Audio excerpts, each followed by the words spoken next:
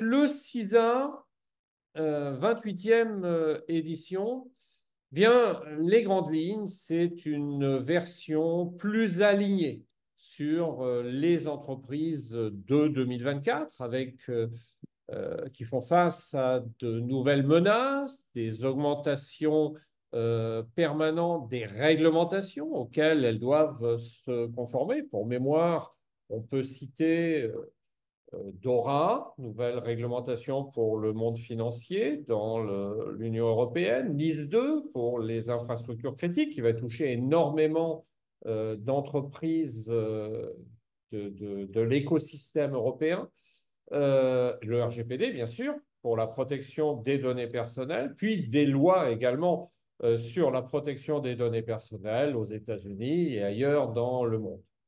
Des nouvelles versions des normes comme ISO 27001 de 2022, le NIST CSF avec la version 2.0, et puis des cadres qui ont été revus, remis à jour comme COBIT 2019, TOGAF, SFIA version 8, et également on pourrait parler du nouveau cadre de l'ISACA qui s'appelle DTEF, pardon, Digital Trust Ecosystem Framework, le cadre pour la confiance numérique dans l'écosystème du business. Donc voilà, un certain nombre de réglementations, de normes, etc., qui ont évolué, des technologies qui ont émergé depuis 2019, qui était la date du précédent CISA, donc ça fait 5 ans. En 5 ans, il y a beaucoup de choses qui sont arrivées, comme l'avènement de l'intelligence artificielle. Ça, c'est très récent, ça date de l'année dernière, vraiment. La blockchain, c'est un peu plus ancien. Les objets connectés, aujourd'hui, il y en a partout. Il y a plus de 30 milliards d'objets connectés dans le monde, ce qu'on va appeler des appliances. Le big data, et plein d'autres nouvelles technologies, puis des façons de travailler différentes avec une génération de ce qu'on va appeler les méthodes agiles. Donc, les grandes lignes du CISA, bien, le CISA 2024 s'aligne sur ces nouvelles caractéristiques. Révision des poids des 5 domaines dans le CISA 2019. Le poids lourd, c'était le domaine 5. Bien, on a diminué un petit peu le poids du domaine 5. Et aujourd'hui, bien, le domaine 5 et le domaine 4 sont les deux poids lourds. On a un petit peu augmenté le poids de la gouvernance. C'est très important pour un auditeur. Et j'allais dire que le processus d'audit, lui, il n'a pas beaucoup changé. De même que les méthodologies de développement et d'acquisition des systèmes, le domaine 3, qui reste un tout petit domaine. Les sujets devenus obsolètes au cours de ces 5 ans ont été supprimés du CISA. On ne parle plus aujourd'hui de choses comme les modèles de maturité. On verra que CMMI est toujours abordé, mais il n'y a plus de sujet dédié à CMMI. Et puis l'ajout de nouveaux sujets à l'examen, je viens d'en parler. Et bien sûr, l'alignement sur les dernières versions des lois et des réglementations.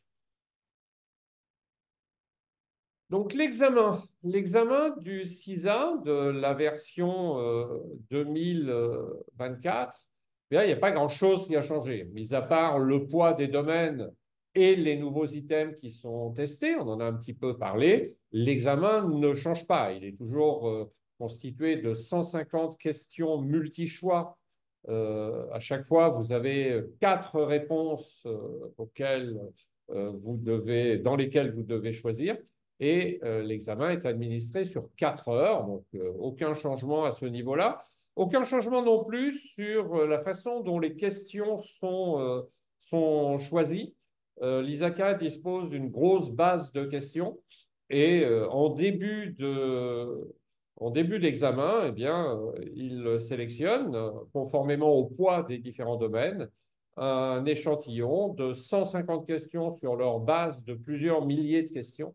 Et quelles que soient les réponses que vous donnerez pendant le déroulé de l'examen, eh bien, l'examen se poursuivra jusqu'à la 150e question.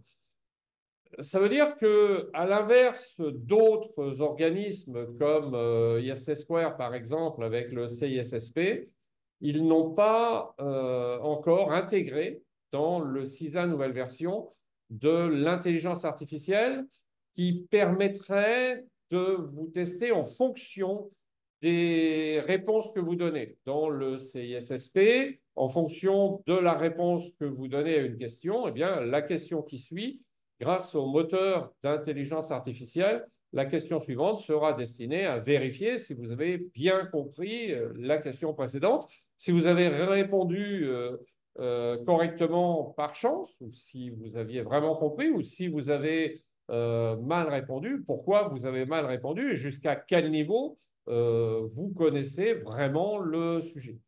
Ce qui fait que dans le CISSP, eh bien, vous ne pouvez pas revenir en arrière pour corriger vos réponses. Vous avez répondu à une question, la question est enregistrée, vous ne pouvez plus la corriger. Dans le CISA, dans la mesure où vous avez 150 questions qui vont rester fixes pendant toute la durée de l'examen, eh bien, vous pouvez faire vos 150 questions et ensuite, vous pouvez revenir pour corriger les questions que vous voulez corriger. Donc là, rien ne change à ce jour. L'examen est désormais, depuis la crise du Covid, administré uniquement en ligne. Il n'y a plus d'examen sur papier, ça n'existe plus.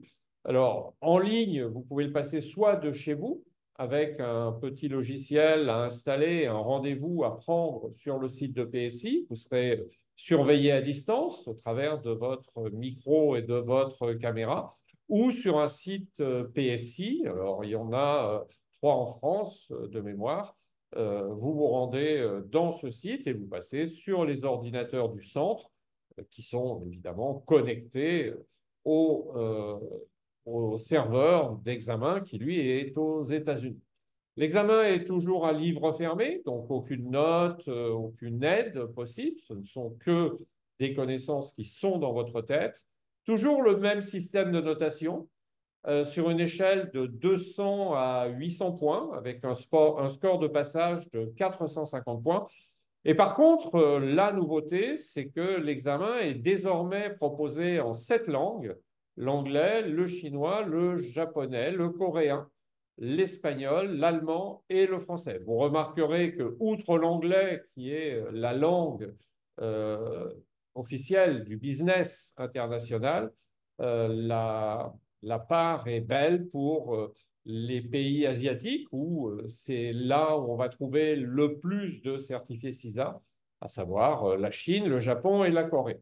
L'espagnol est la deuxième langue la plus parlée dans le monde. Donc, effectivement, on a toujours une version en espagnol. L'allemand, beaucoup de certifiés au CISA sont allemands. Et maintenant, c'est une nouveauté par rapport à la version 2019. Le CISA est également proposé en français. Et dès le 1er août 2024, la nouvelle version du CISA entre en vigueur. Et donc, vous ne pourrez plus passer l'ancienne version. Si vous avez préparé l'ancienne version, ben, vous ne pourrez plus la passer. Vous serez obligé de passer l'examen de la 28e édition. Et vous pourrez le passer, par contre, en français, puisque dans la version 2019, il n'y avait pas de version française. Les domaines revisités, eh bien, on va reprendre quelque chose que vous pouvez trouver d'ailleurs sur le site de l'ISACA, à savoir les poids respectifs des différents domaines. Donc, dans le CISA 2019, le premier domaine qui portait sur le processus d'audit des systèmes d'information, c'est-à-dire le travail de l'auditeur des systèmes d'information au quotidien, eh bien, en 2019, dans la version 2019, le poids était de 21%, ce qui était pas mal. Il a baissé dans la nouvelle version à 18%. Le domaine 2, eh bien, le domaine 2 consacré à la gouvernance, dans la version 2019 représentait 17% des questions. Et dans la version 2024, il a un petit peu grossi et il représente maintenant 18% des questions, puisqu'on a intégré dans cette partie toute la partie gouvernance des données et notamment la protection des données personnelles au travers des lois, RGPD, etc. Donc, un domaine qui évolue assez peu. La gouvernance des entreprises, c'est un domaine qui n'évolue pas beaucoup, mais par contre, il y a des nouveautés avec les nouvelles réglementations, la conformité aux nouvelles réglementations, et notamment la protection des données personnelles et la gouvernance des données, qui prend toute son importance avec notamment l'intelligence artificielle. Troisième domaine, l'acquisition des systèmes informatiques et le développement des systèmes informatiques. Donc l'acquisition, on passe toujours par des appels d'offres, hein, pas grand-chose de nouveau. Le développement, il va y avoir quelques petites nouveautés. Le développement aujourd'hui est toujours largement de type waterfall, donc on va toujours s'intéresser au SDLC.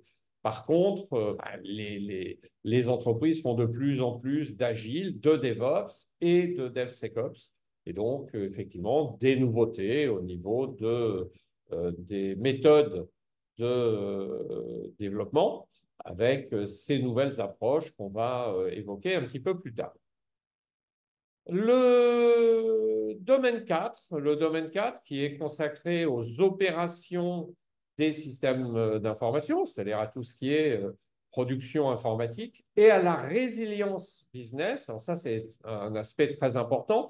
C'est un domaine avec deux grands sous-domaines qui se répartissent à peu près la moitié chacun des questions de ce domaine, à savoir 39 questions. Tout d'abord, la partie exploitation, production, elle est largement inspirée à la fois de COBIT 2019 pour les processus informatiques et d'ITIL 4. Et comme vous l'avez compris, COBIT 2019 est sorti en 2019, ITIL 4 est sorti en 2019. Donc, c'est un grand changement, effectivement, sur cette partie pour rester aligné avec les cadres informatiques du marché. Deuxième partie, la résilience business. C'est toutes les stratégies de secours, de plans de reprise, de sites de secours, de continuité des affaires qui ont pas mal évolué avec les nouvelles technologies et les sites notamment dans le cloud. Et puis enfin, dernier domaine, c'est là qu'il y a le plus de changements, vous le comprendrez aisément, qui est le domaine 5, qui est consacré à la protection des actifs informationnels. La protection des actifs informationnels, c'est toute la partie sécurité de l'information. Et j'allais dire que là, c'est un domaine assez vaste qui s'est énormément élargi. Donc, il représente moins de questions que dans la version 2019, mais il s'est énormément élargi car depuis 2019, des tas de nouveaux risques, des tas de nouvelles attaques se sont développées et effectivement, la protection des actifs informationnels a également beaucoup évolué avec de nouveaux outils, les EDR, les XDR, les DLP, etc., etc.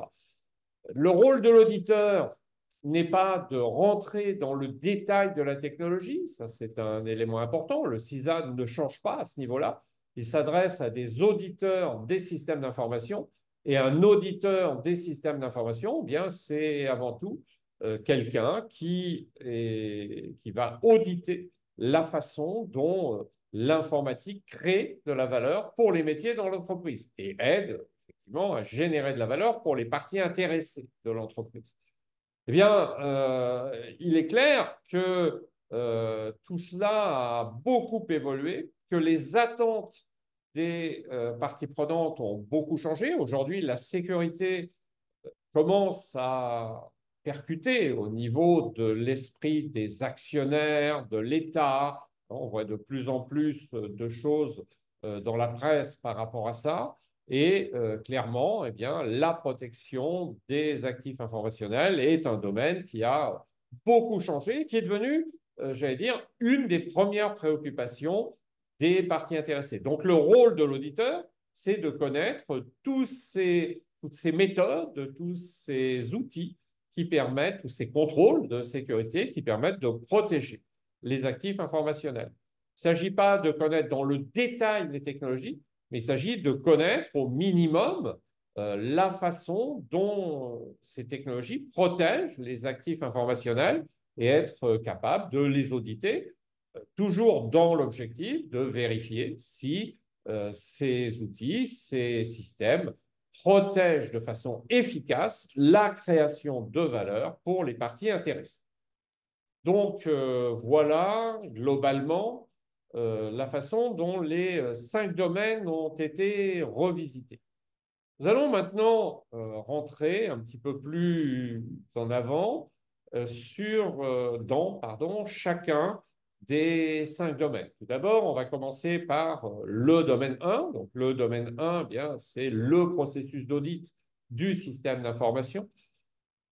Les modifications entre la version 2019, la 27e édition, hein, qui correspond à la version 2019, et la 28e édition, qui correspond à la version 2024, eh bien, l'ISACA, qui publie, qui est un organisme de référence pour les systèmes d'information, l'ISACA étant l'association des auditeurs et contrôleurs des systèmes d'information, c'est une association internationale basée aux États-Unis, eh bien, elle a publié un cadre d'audit des systèmes d'information qui s'appelle ITAF, IT Assurance Framework. Dans la version 2019, effectivement, on parlait un peu d'ITAF. Entre-temps, ils ont sorti au niveau de l'ISACA une nouvelle version de l'ITAF, qui est la 4e édition. Et donc, le CISA, tout à fait logiquement, a été mis à jour pour refléter la 4e édition de l'ITAF. Ce qui était la partie 1.2 du CISA 27e édition, les processus opérationnels, eh bien, tout ce chapitre a été supprimé et a été intégré à d'autres zones du manuel. Il y a effectivement un énorme chapitre qui portait sur les processus métiers. Il fallait connaître énormément de choses au niveau des processus métiers et des applications métiers. Ça allait de la connaissance des ATM, des distributeurs de billets de banque, en passant par l'EDI, les transferts électroniques bancaires, en passant par les contrôles industriels et sans oublier l'imagerie médicale, les systèmes d'aide à la décision, les systèmes points de vente, etc., etc. Donc, en fait, une connaissance relativement étendue de tous les systèmes informatiques qu'on pouvait trouver, puisque le CISA est un examen générique. Donc, on demandait à l'auditeur, finalement, de connaître les caractéristiques avec les risques et la façon dont on les protégeait au niveau de l'information. On demandait à l'auditeur de tout connaître de ces applications métiers. Aujourd'hui, ça a été supprimé et ce n'est pas un mal parce qu'effectivement, si vous êtes auditeur ou auditrice dans une banque, ben, clairement, vous n'avez pas besoin de connaître les systèmes industriels, l'électronique embarquée dans les systèmes vidéo, etc., etc. Donc, tout ça a été intégré au chapitre 1.1.5 fonction d'audit interne du SI et à la planification de l'audit basé sur les risques où on identifie maintenant de façon un petit peu plus ciblée quels sont les risques associés aux différentes applications et on ne descend pas dans le fonctionnement de chaque application. Le domaine 1, toujours, les types de contrôle. Donc, les types de contrôle, bien, on insistait beaucoup sur tous les types de contrôle. C'était une liste dans la version 27e édition du CISA, une liste détaillée des différents types de contrôle de sécurité. Eh bien, maintenant, dans la version 1.4, comme je l'ai dit tout à l'heure, le rôle de l'auditeur n'est pas de connaître dans le détail la façon dont fonctionne au niveau technique chaque contrôle.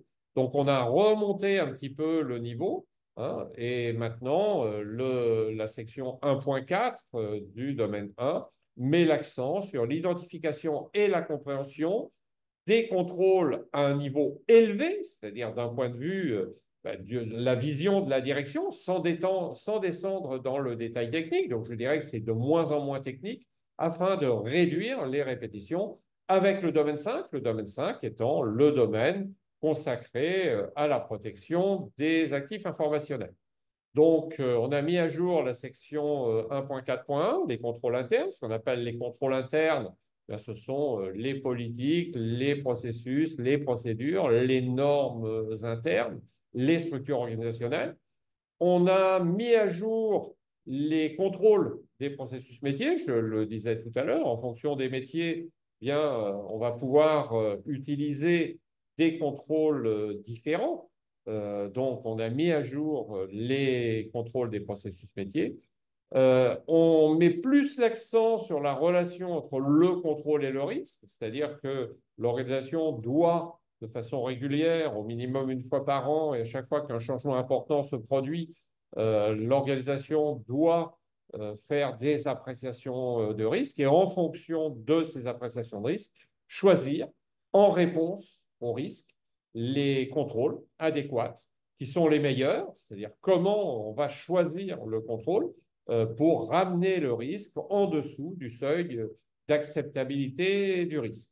Donc l'idée, c'est de comprendre la relation qu'il y a entre chaque contrôle et les risques et la façon dont ce contrôle ramène le risque résiduel en dessous du seuil d'acceptabilité.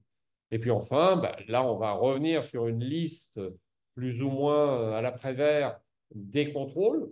Et par contre, on va plutôt faire référence maintenant à des cadres prescriptifs plutôt que de vous apprendre 200 contrôles à connaître par cœur. Eh bien, on va vous expliquer qu'un certain nombre de cadres sont là pour vous aider à sélectionner les contrôles et à vérifier que les contrôles qui ont été mis en œuvre sont bien les meilleurs pour l'organisation. Donc, ça va de NIST, CSF, en passant par l'ICSF, en passant par ISO 27001 2022 et ISO 27002 2022, etc., etc.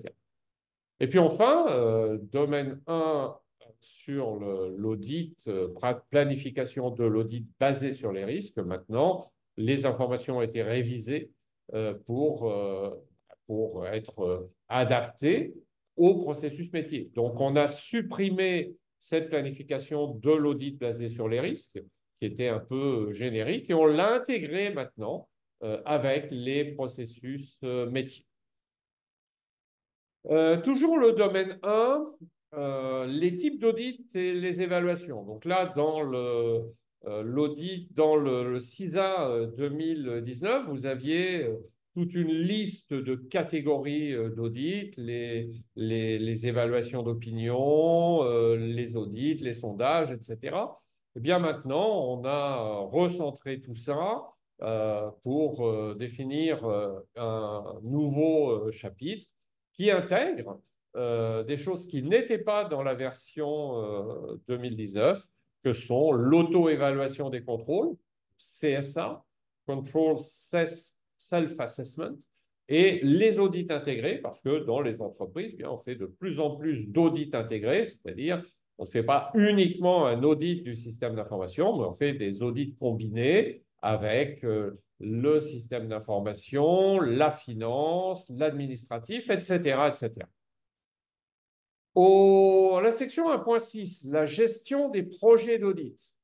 Dans le CISA 27e audition, les projets d'audit étaient gérés selon la méthode purement waterfall, séquentielle. Un audit, c'est un petit projet et on vous expliquait qu'il fallait gérer l'audit comme la mission d'audit, comme un petit projet. Et l'auditeur des systèmes d'information, le chef d'équipe, était plus ou moins un chef de projet. Et on s'appuyait sur des méthodologies traditionnelles, qui peuvent être alignées sur Prince2, qui peuvent être alignées sur les bonnes pratiques du PMBOK, avec l'évolution de la façon de travailler, et notamment avec le Covid en 2020, eh bien, la façon de gérer les projets d'audit a énormément évolué.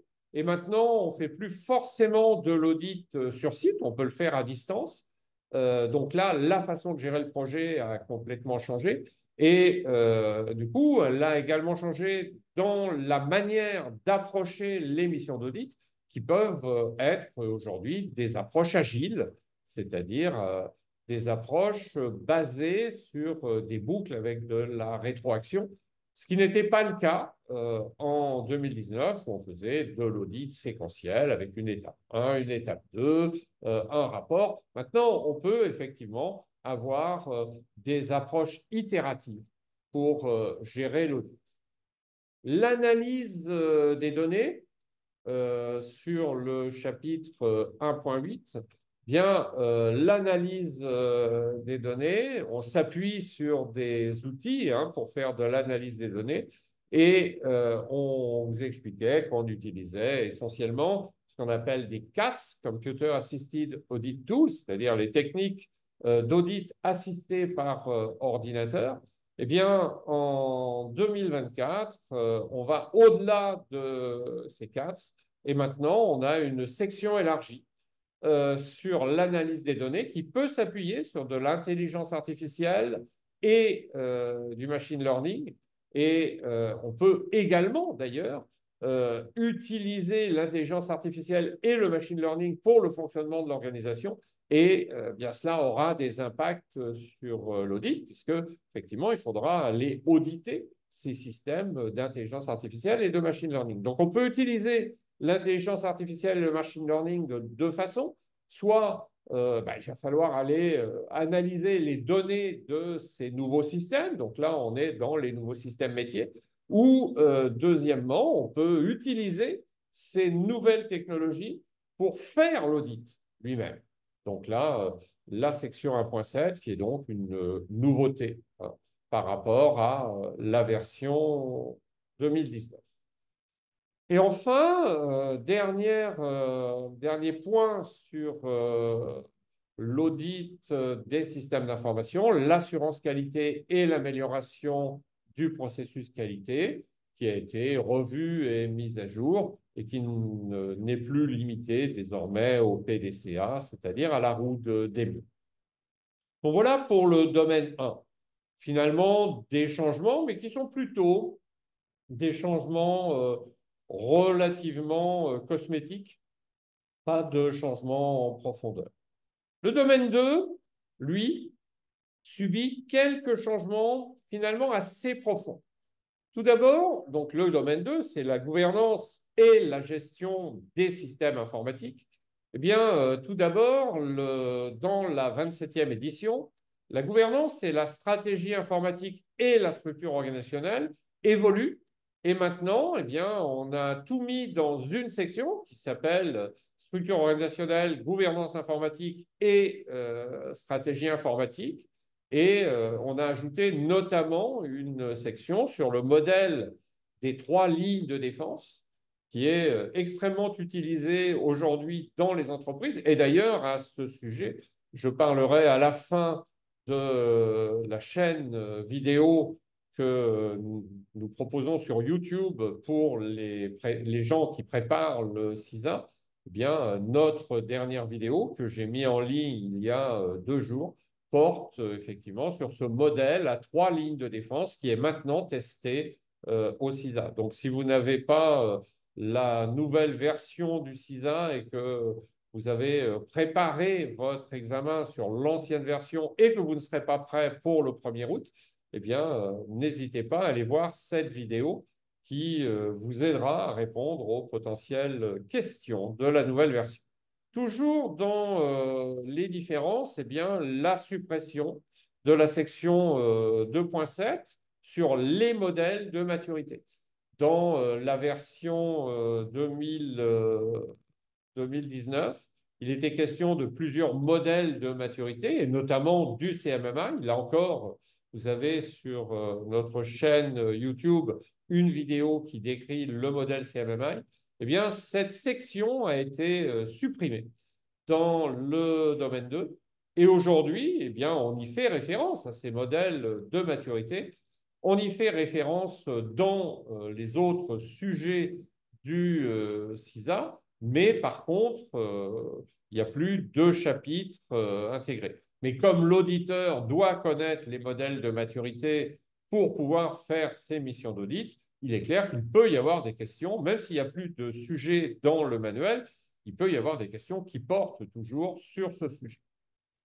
Et puis, les principes de protection des données personnelles, qui est un sujet extrêmement important, qui évolue en permanence. Donc maintenant, il s'agit d'une section du chapitre 2, qui était avant dans le domaine 5, considérait ça comme de la protection des actifs. Aujourd'hui, ça fait partie de la gouvernance. Et effectivement, vous avez dans le domaine 2 une nouvelle section qui s'appelle section 2.6, programme et principes de protection des données personnelles, qui a été considérablement mise à jour en raison des changements rapides dans l'espace de protection des données personnelles avec les nouvelles lois, les nouvelles réglementations. Chapitres 4.6 et 5.6 de la 27e édition, qui portait sur la gouvernance des données et la classification des données. Puis on a ramené tout ça dans le domaine sur la gouvernance. Tout ça sont des sous-chapitres de la gouvernance.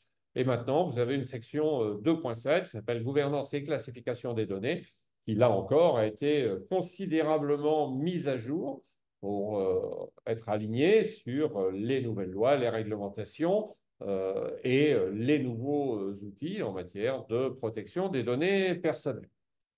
L'ancienne section 2.11 consacrée à la surveillance et au reporting des performances informatiques est maintenant a été élargie avec l'ajout de sujets qui étaient vus avant dans les autres certifications de l'ISACA, c'est-à-dire le CIRISC, le CISEP, que sont les KPI, les Key Performance Indicators, les KRI, les Key Risk Indicators, et les KCI, les Key Control Indicators. Donc là, on est sur les différents indicateurs qui peuvent être reportés dans le cadre de la surveillance des performances informatiques.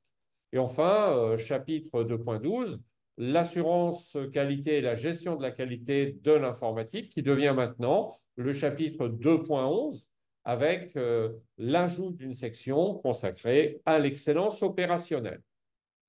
Domaine 3, très peu de changements. Simplement, les méthodologies de développement de système ont été mises à jour pour rajouter un sous-chapitre sur DevSecOps et le développement par boucle itérative. Le domaine 4, assez peu de changements également. Le domaine 4, ce sont les opérations des systèmes d'information et la résilience des entreprises avec les sites de secours, les plans de continuité, etc. Ce qui s'appelait avant les composants technologiques courants dans la version 27e édition, maintenant s'appelle les composants informatiques.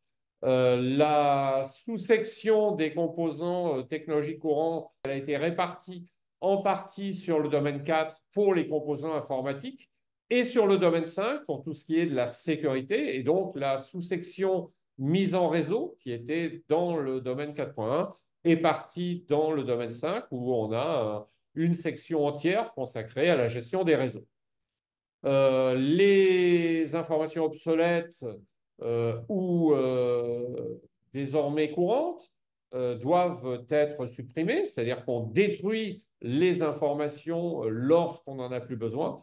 Eh bien, il y a maintenant un chapitre qui est consacré à la destruction sécurisée des informations, donc effectivement le dégaussage des disques, etc., mais aussi toutes les autres techniques pour détruire les informations ou détruire les systèmes informatiques dès lors qu'on n'en a plus besoin.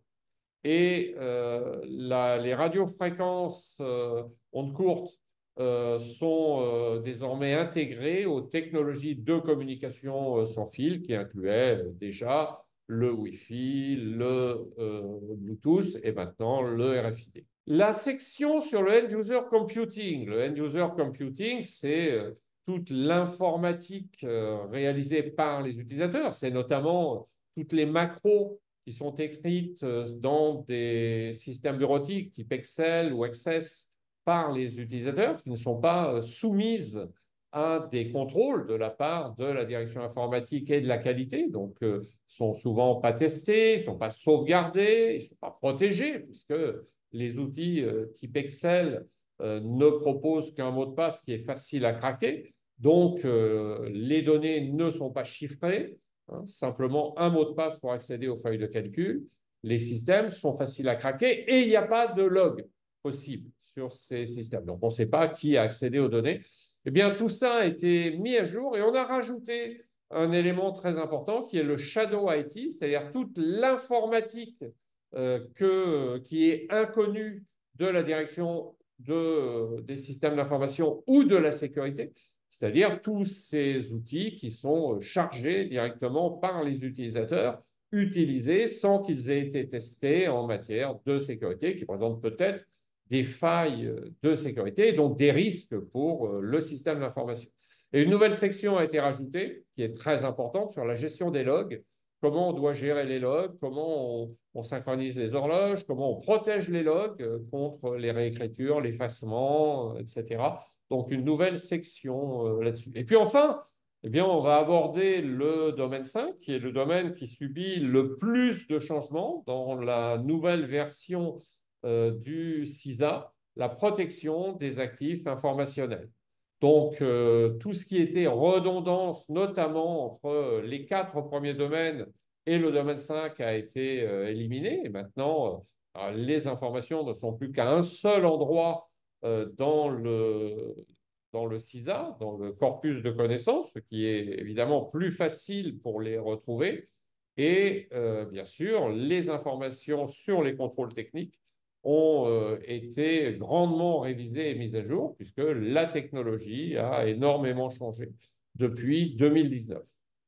À la section 5.2, nous avons maintenant les contrôles physiques et environnementaux, qui existaient déjà d'ailleurs dans la version 2019. Et maintenant, elle intègre les systèmes de contrôle industriel. On a parlé tout à l'heure dans le domaine 2 de l'informatique métier. Eh bien, non, dans le domaine 1, pardon, de l'informatique métier, des processus métiers, eh bien, tout ce qui était dans les processus industriels à connaître dans le domaine 1 est maintenant passé effectivement dans les contrôles physiques et environnementaux, c'est-à-dire dans le domaine 5. Énorme changement également sur la section 5.4, sur la gestion des identités et des accès, qu'on appelle l'IAM.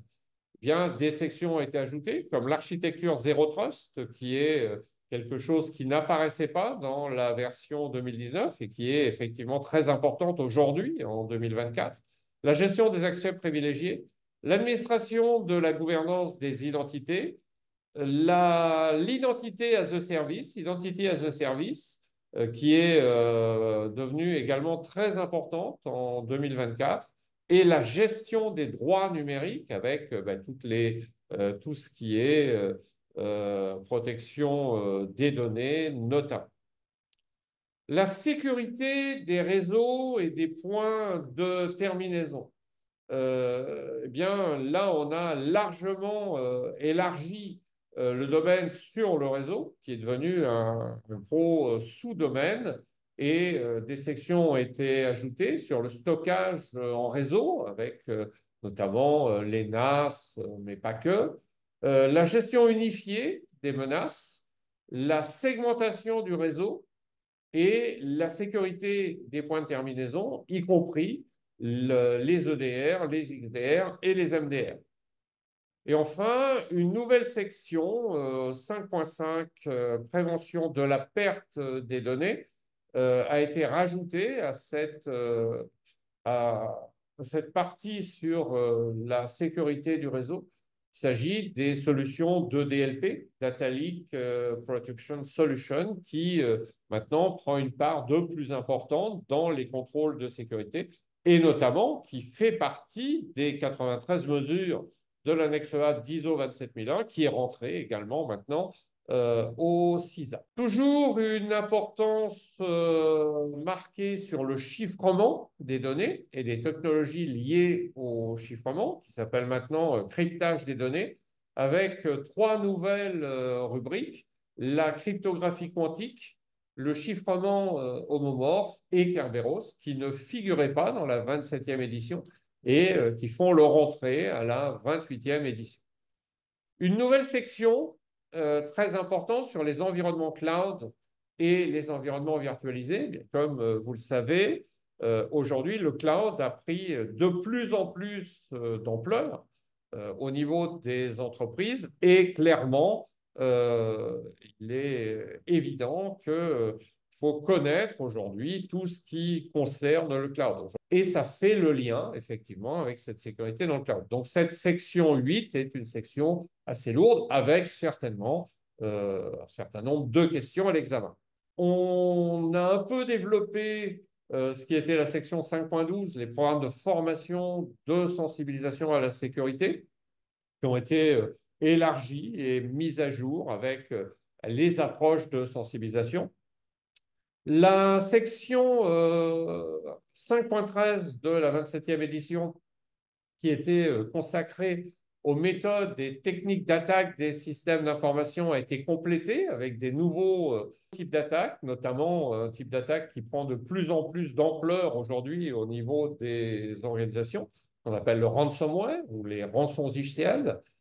La gestion de la réponse aux incidents eh bien, est maintenant devenue la gestion de la réponse aux incidents de sécurité, qui a été élargie et mise à jour avec l'ajout d'une section sur le processus de réponse aux incidents, largement aligné sur la norme ISO 27035, le plan de réponse aux incidents 5.14.3 et le 5.14.4, tout ce qui est les outils SOAR, c'est-à-dire tout ce qui est l'orchestration de la réponse aux incidents. Et enfin, dernière partie, la section 5.17 sur la collecte des preuves et l'expertise technico-légale, qui s'appelle maintenant collecte des preuves et criminalistique, ou forensique en anglais, a été élargie et mise à jour, car de plus en plus, les entreprises aujourd'hui essaient de poursuivre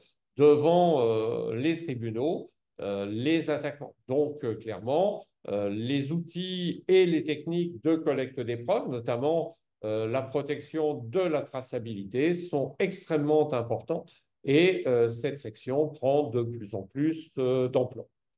Voilà pour la révision du contenu de l'examen. Donc, comme vous le voyez, énormément de changements, ou des changements assez profonds sur le domaine 5, très peu de changements sur le domaine 1, à part les approches agiles et le domaine 2. Pas grand-chose sur le domaine 3, quelques changements importants sur le domaine 4, puisqu'on s'aligne sur les nouvelles versions de COBIT, d'ITIL avec ITIL 4 et la nouvelle version de TOGAF. Alors, le matériel de préparation de l'ISACA. Bien, comme vous le savez, l'ISACA vous met à disposition, moyennant finance, bien évidemment, un manuel de préparation qui, aujourd'hui, est déjà publié en version anglaise et également un certain nombre d'autres matériels complémentaires. Concernant les cours, puisque personnellement j'anime des cours sur le CISA, le nouveau support de cours de l'ISACA concernant la version, la 27e édition, a été considérablement amélioré et remanié sur les quelques 1500 slides que comptait le cours CISA 27e édition. eh bien, plus de 500 slides ont été réécrits pour être plus interactifs, plus faciles à comprendre, etc. Et puis en plus, il y a des versions françaises. Des nouvelles activités ont été rajoutées, basées sur des études de cas. Donc maintenant, il y a au moins 2 études de cas par section dans la formation, en plus des questions d'entraînement dans le déroulement du cours, qui ont été le nombre de questions d'entraînement, de quiz a été largement augmenté. On a supprimé dans le cours le contenu moins pertinent pour les auditeurs, c'est-à-dire que le cours, qui est toujours sur 5 jours, sur le CISA, est destiné non pas à vous former à connaître la totalité de ce qui est testé dans les 5 domaines du CISA, mais plutôt à faire un parcours rapide de tout ce que vous avez à connaître, sachant qu'on ne prépare pas son CISA avec une formation de 5 jours et ensuite on va passer l'examen.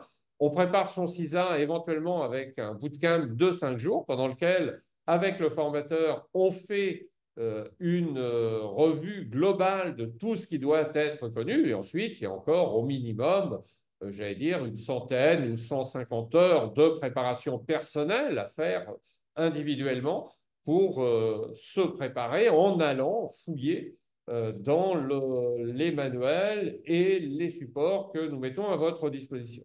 Donc, le matériel de formation qui couvre les 5 jours de formation, eh bien, on a supprimé de ces 5 jours de formation parce que 5 jours, avec la quantité de sujets qu'il y a à traiter, c'est extrêmement dense.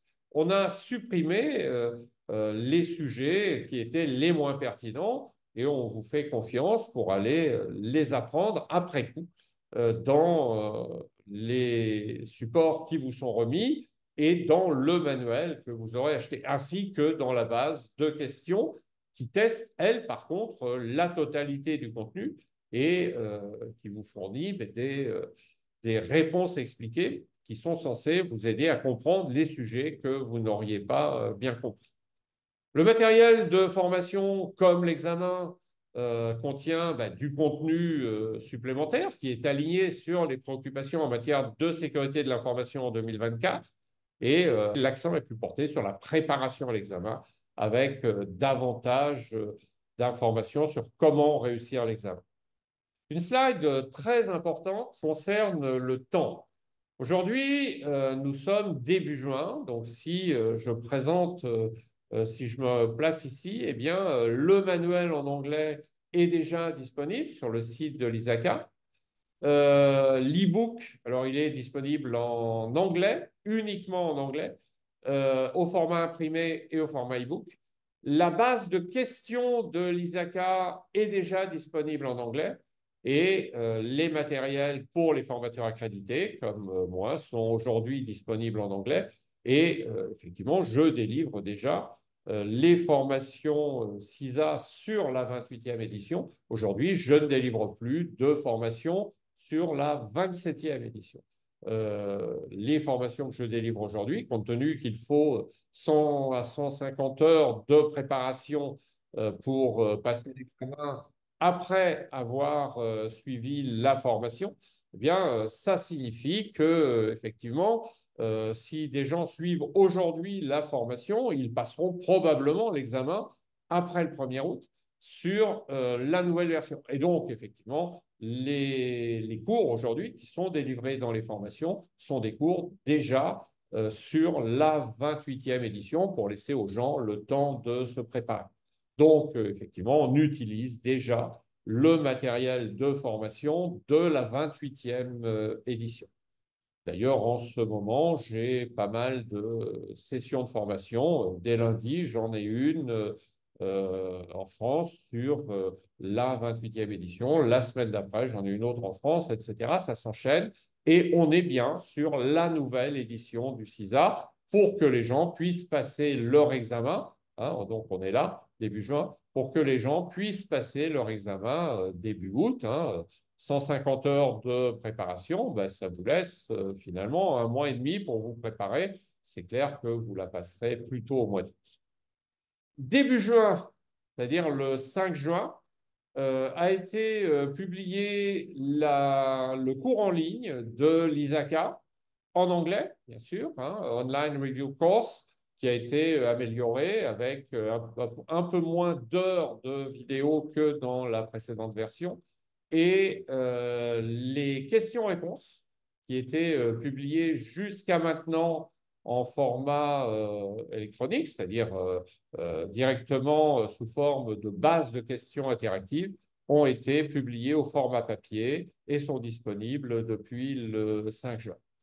À partir du début juillet, le 1er juillet, eh bien, le manuel de préparation, qui existe déjà au format papier, le manuel de préparation sortira en version anglaise, bien sûr, il existe déjà, en version japonaise, en version coréenne et en version espagnole. Pour le français, pour avoir le manuel en français, et en allemand, il faudra attendre le 17 juillet 2024. À partir du 17 juillet également, les supports de cours, les slides, les plus de 1500 slides de préparation qui sont utilisés dans les sessions en présentiel et en classe virtuelle, qui aujourd'hui n'existent qu'en anglais.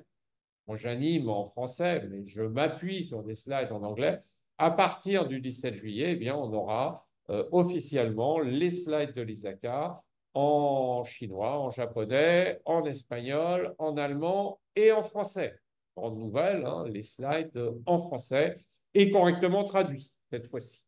À partir du 17 juillet, donc, également le manuel au format e-book hein, dans les différentes langues. La base de questions qui sera publiée à partir du 1er, au format imprimé, qui sera publiée à partir du 1er juillet, et dans les différentes langues, qui sera également disponible à partir du 1er juillet, sauf le français et l'allemand, hein, comme précédemment, qui ne seront accessibles qu'à partir du 17 juillet. Et le 31 juillet, on arrête de faire l'examen 27e édition. Donc, le dernier jour pour programmer votre examen, si vous avez suivi votre formation et que vous êtes préparé sur la 27e édition, le dernier jour pour passer votre examen, c'est le 31 juillet 2024. Pensez-y, parce qu'après, à partir du 1er août, l'examen portera sur la version que nous venons de parcourir, qui est donc la 28e version, à partir du 1er août. Et à partir du 1er août, eh bien, cet examen sera disponible dans 7 langues, l'anglais, le chinois, le japonais, le coréen, l'espagnol, l'allemand et le français. Donc, dès le 1er août, vous pourrez passer votre examen 28e édition en français. Voilà pour les supports de l'ISACA. Aujourd'hui, jusqu'au 1er juillet, si vous achetez votre manuel en ligne sur le site de l'ISACA, faites très attention parce que c'est toujours le manuel de la 27e édition qui est vendu. Et il faut vraiment réclamer la 28e. Par défaut, ils vendent toujours la 27e édition. Et quant à la base de questions-réponses, si vous choisissez de vous abonner à la base de questions-réponses ou si vous choisissez de prendre le cours en ligne de l'ISACA, eh bien, par défaut, aujourd'hui, hein, si vous allez sur le site de l'ISACA, que vous essayez d'acheter la vidéo, l'e-learning de l'ISACA, ou que vous essayez de prendre votre abonnement à la base de questions-réponses avec les 1000 questions-réponses de l'ISACA, c'est la 27e édition. Alors vous allez me dire, c'est pas grave, ils vont nous mettre à jour lorsque on passe à la 28e. Pas du tout. Vous garderez uniquement vos supports 27e. C'est-à-dire si vous avez acheté du matériel de la 27e édition, il n'est pas mis à jour automatiquement par l'ISACA à partir du mois d'août. Vous resterez avec votre ancien matériel pour préparer la nouvelle version de la certification. Donc faites très attention quand vous achetez le matériel de bien prendre du matériel sur la version de l'examen que vous voulez passer. Par défaut, c'est toujours l'ancienne version sur le site de l'ISACA. Alors, il y a une petite note très petite hein, qui indique ça, mais ce n'est pas très, très gros. Et c'est souvent après sujet à discussion parce que l'ISACA vous dit bah, vous étiez informé, c'était sur le site. Donc, c'était à vous de faire attention quand vous avez commandé. Le matériel de préparation de la Digital Trust Academy, c'est-à-dire de mon organisation, puisque je propose au travers du site DTA for Pro, je propose des cours en e-learning et je propose également d'ailleurs des formations en distanciel et en présentiel, j'en parlais tout à l'heure. Eh bien, sur le matériel de cours en e-learning, les leçons ont été entièrement écrites et les vidéos améliorées. Les vidéos de la 27e édition étaient longues, certaines faisaient 30 minutes. Là, on est sur des vidéos beaucoup plus courtes et du coup plus nombreuses, avec plus d'animations intégrées. Fini le blabla sur fond de slide. On essaye de faire des choses un petit peu plus dynamiques avec l'intégration éventuellement de l'aide d'outils d'intelligence artificielle. Plus d'une centaine de nouvelles questions dans nos quiz d'entraînement. Jusqu'à présent, dans le cours e-learning, vous aviez à peu près 1000 questions avec réponses expliquées sous forme de quiz de 50 questions, sur lesquelles on vous disait qu'il fallait faire 75% de bonnes réponses pour aller passer votre examen. Eh bien, une centaine de nouvelles questions ont été rajoutées à nos quiz d'entraînement et de nouvelles seront encore rajoutées dans les prochaines semaines. Toujours deux examens blancs, alignés maintenant sur la nouvelle version, donc ce n'est plus les mêmes. Des nouvelles sections sur les trucs et astuces pour mieux appréhender la façon de comprendre et de répondre aux questions et des nouveaux documents complémentaires à télécharger. Maintenant, de façon systématique, pour les gens qui achètent nos cours en e-learning, eh bien, vous avez un coaching personnalisé de quelques heures, gratuit, intégré à nos cours en e-learning sous forme de rendez-vous de groupe. Chaque mois, je fais des réunions en ligne pendant 1 heure où les gens peuvent venir poser leurs questions. Tous les gens qui ont acheté un cours en e-learning bénéficient de cette possibilité de se connecter à l'heure de la visio et de poser leurs questions pour éventuellement se faire accompagner sur des sujets qu'ils n'auraient pas compris. Toujours les groupes de préparation sur LinkedIn. Je vous ai créé il y a maintenant quelques mois un groupe LinkedIn dédié aux candidats du CISA, entièrement en français. Donc, il n'y a pas du tout de choses en anglais. C'est vraiment destiné aux gens qui ont des problèmes avec la langue de Shakespeare.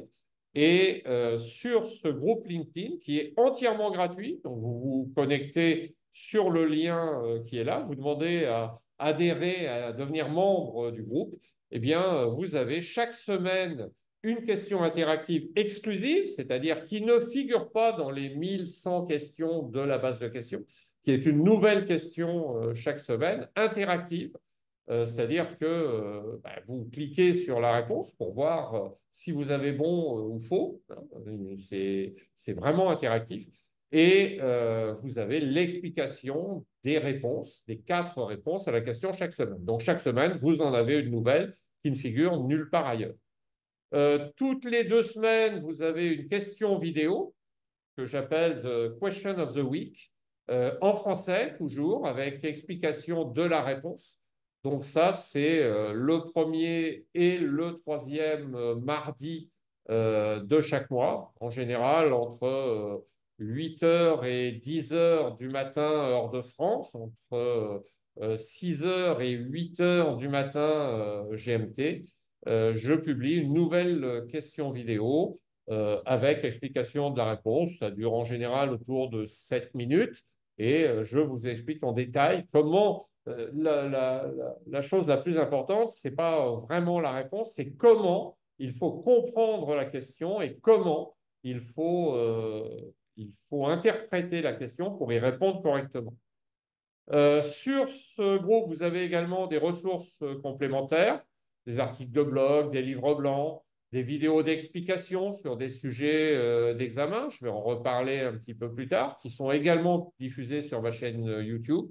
Et puis surtout, l'intérêt de ce groupe, c'est la mise en commun et le partage des expériences de chaque membre, c'est-à-dire que chaque personne qui passe le CISA, qui se prépare, peut venir échanger avec les personnes qui sont sur le groupe. Actuellement, je crois qu'il y a à peu près 130 personnes inscrites.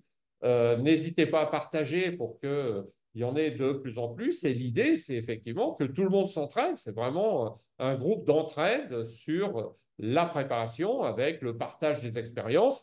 Régulièrement, il y a des gens qui réussissent l'examen et qui viennent nous faire un petit retour d'expérience sur comment s'est passé l'examen, etc., ce qui est très utile pour les nouveaux candidats. En un mot, ne restez pas isolés pour préparer votre examen. Moi, ce que je constate, c'est que les gens qui restent isolés, qui veulent préparer tout seuls dans leur coin, eh bien, il y en a 70% qui ne vont jamais passer l'examen. C'est-à-dire, ils n'y vont même pas. Ils abandonnent. Donc, c'est dommage quand on sait le prix que coûte l'examen et ce que coûte effectivement une certification comme ça. Donc, ne restez pas isolés, mettez tous les atouts de votre côté. Encore une fois, c'est gratuit, il n'y a pas de pub, il n'y a aucune pub, j'élimine toutes les pubs et c'est vraiment un groupe de partage d'expérience. Vous avez également accès à notre chaîne YouTube, dont vous avez, qui est ma chaîne YouTube en fait, dont vous avez effectivement le lien ici. Chaque semaine, vous avez une question en vidéo avec explication de la réponse sur les 5 domaines du CISA. Alors, il y a des questions, effectivement, toutes les 2 semaines dans le groupe. Et puis là, vous en avez une toutes les semaines également qui est publiée sur la chaîne YouTube. Il y en a un petit peu plus. Chaque premier jeudi du mois, vous avez une vidéo d'explication qui dure à peu près 10 minutes sur un sujet d'examen. Les dernières vidéos portaient, celle de mardi dernier portait sur les 3 lignes de défense, sujet qui rentre au programme de la 28e édition. Les études de rentabilisation, qu'on appelle les business cases, qui datent du mois dernier.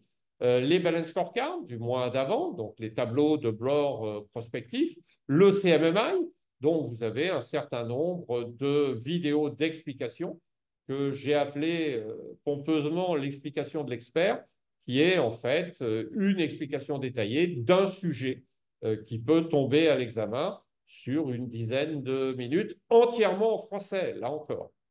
Chaque 3e jeudi du mois, j'ai décidé, et la première vidéo a été publiée ce mois-ci, au mois de mai, pardon.